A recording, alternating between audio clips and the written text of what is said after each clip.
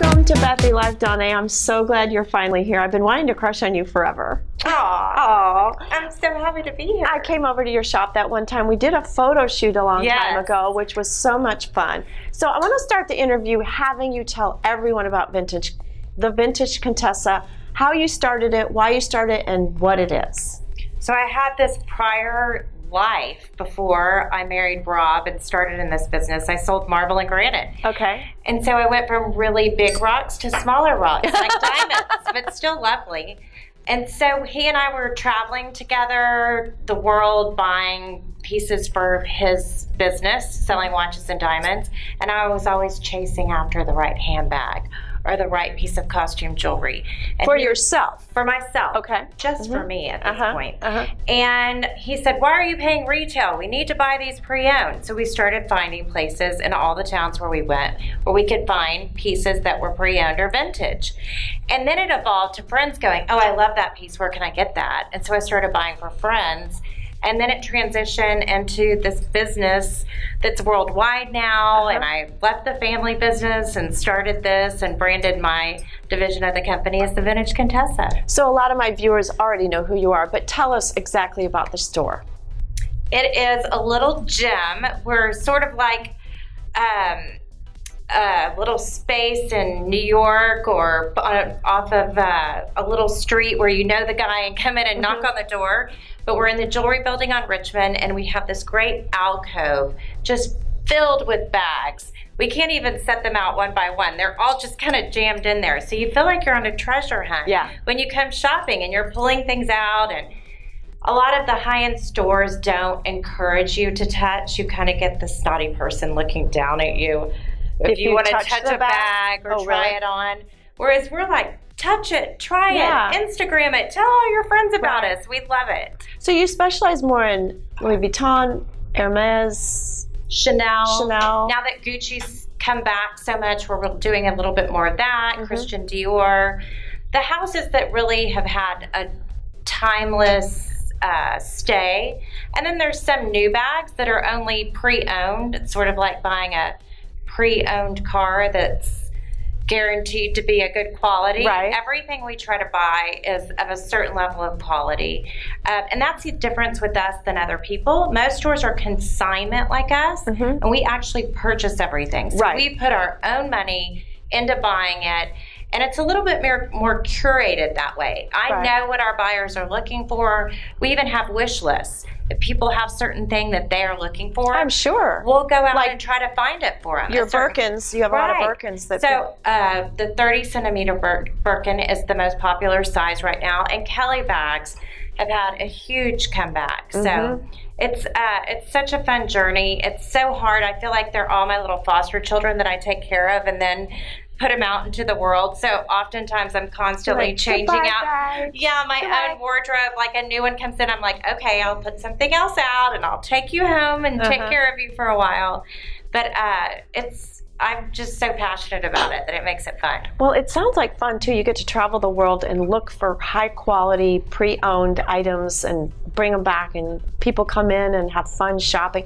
One of my favorite parts of your store too is all of the vintage Chanel costume jewelry, which I think I loaded up for our photo shoot. You did. Like I was like from head to toe belts, you know, but you have such fun Chanel costume jewelry. It's just brought me back, you know?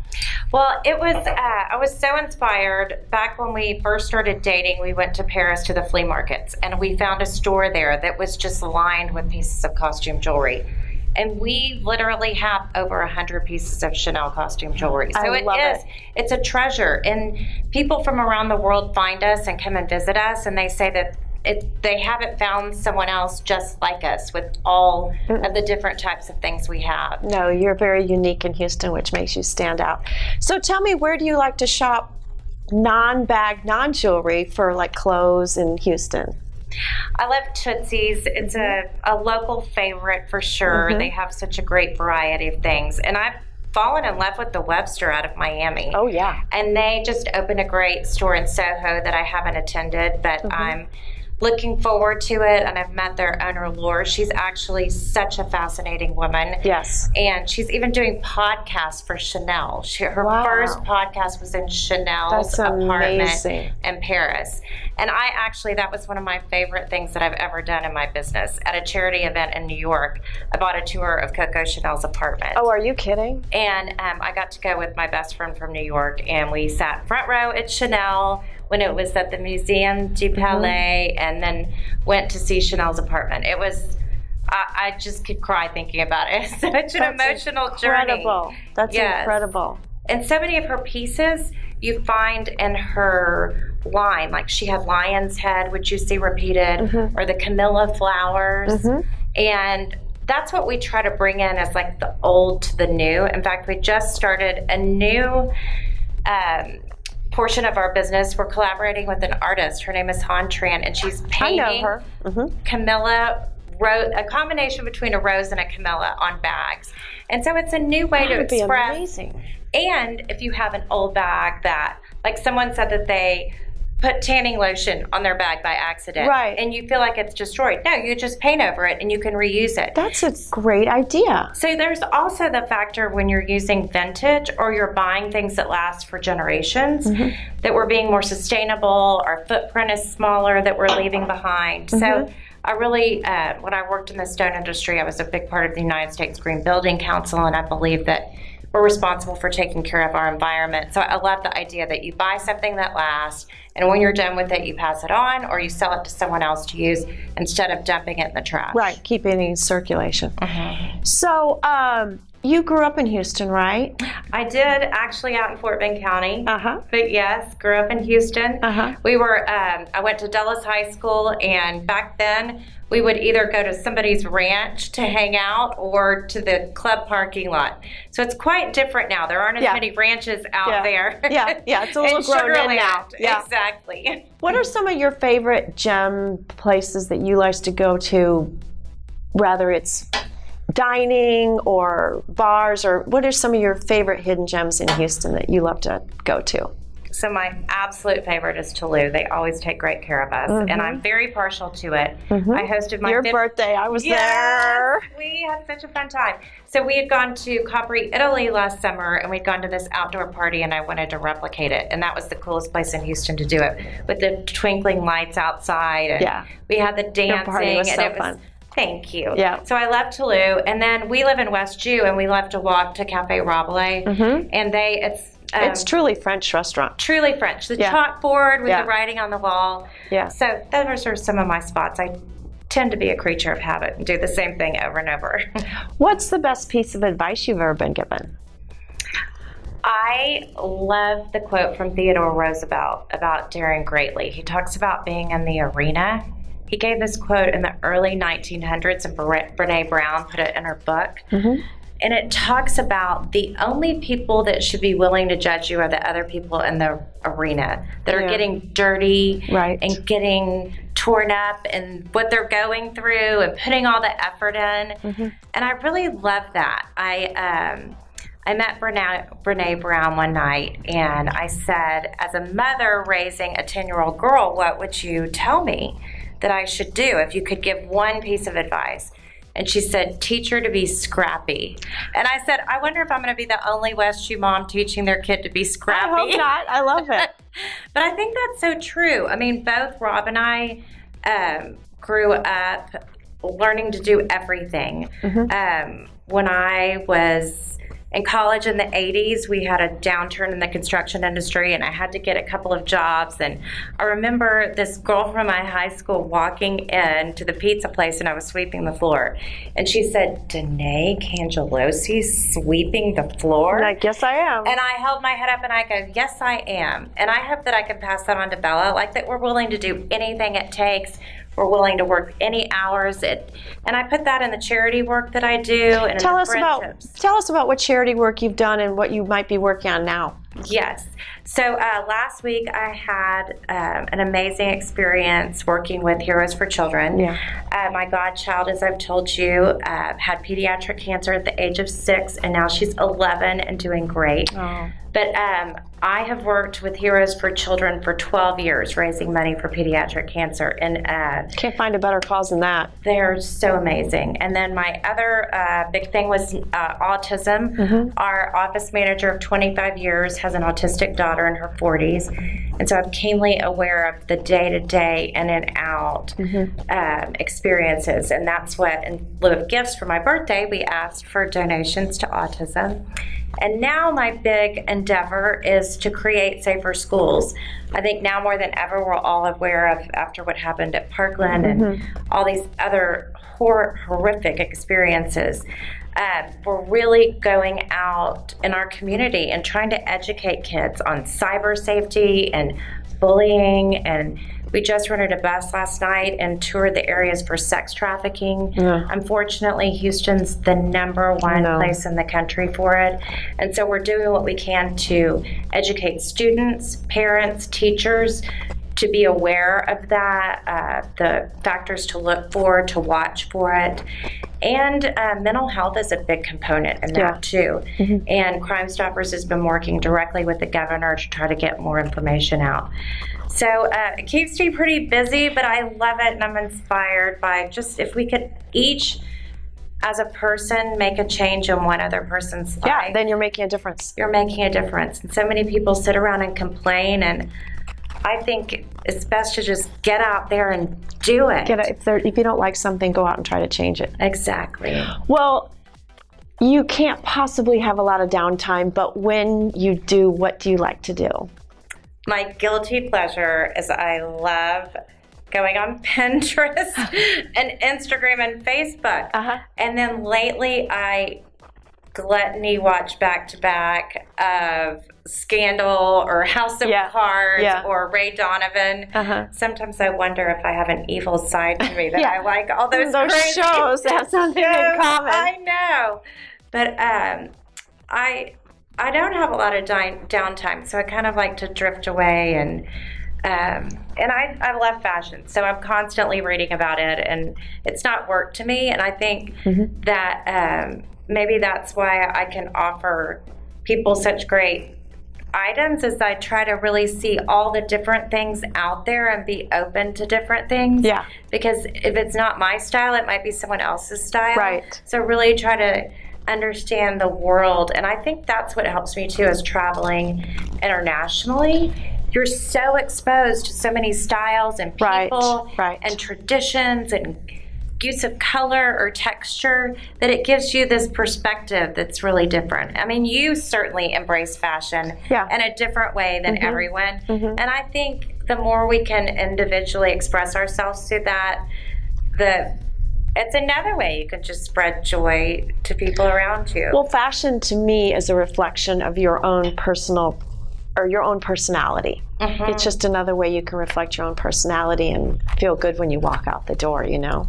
And I think that traveling, especially the kind you do, that is the most broadening thing you can do in life, in my opinion, is travel, because you do see there is a whole world out there. And it's so, we were just in the Dominican Republic, like the colors and the textures that the people were wearing, and it's really, we're going to Italy this summer. For the first time, we're going to Prague. We did the Ancestry.com, and my husband is the majority Czech. Oh, so you're kidding. Did he not know that? He thought it, but he wasn't quite sure. And so we're adding that to our travel plans, and we'll be in Rome for a little bit. So, of course, the wine is and the food is so good in Italy, but the fashion is still my favorite thing. It's the best. Yes. It's the best. So do you have any irrational fears? Irrational fears. I have the weirdest dreams. And my repeating dream is that I'm in college and I have missed my classes and it's finals time, and I don't have a place to live. So maybe that's all together, that I'm back in college without a place to live. Maybe that's my irrational fear. Yeah, you know what's weird is so many people have those, I missed a test, I'm showing up, I missed class, those post-college dreams after they graduate. But we didn't have those dreams while we were in college. They're always like after you have your degree. Like, why am I worried about this now? I have the degree. I'm out. I think it's the overachiever in us that we feel like we've never gotten everything done. I know, it's so weird because I've had a bunch of, not lately, but I used to have a lot of those dreams too, which is really strange, you know? It's so crazy. I know. I keep dreaming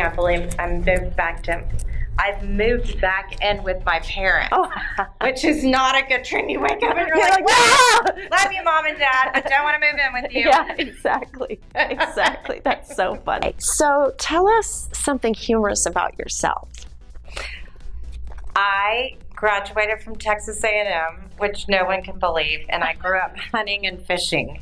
Oh, so you have like a whole nother side. I have a whole nother side. My favorite music is country music, old Willie Nelson and Merle Haggard and all that. So it's this very old. You keep that hidden. I haven't seen that. People never see that side of me.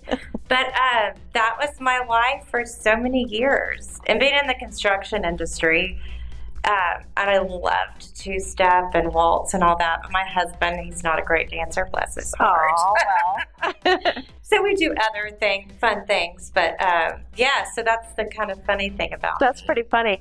So what is one of your favorite indulgences? Like if it's chocolate or, It's chocolate. Yeah. Like I just stopped to buy chocolate to leave in my car on the way here. Oh. And I can have one piece. I have a bag at my office, so when I need that little pick-me-up in the afternoon, but it has to be dark chocolate. Yeah. Sometimes with caramel. That's actually good for you. But 100% dark chocolate. I'm pretty sure dark chocolate's good for you. I love Pinot Noir. Oh, I know. It makes me happy. Stop. Just one glass. That makes me so happy. I know.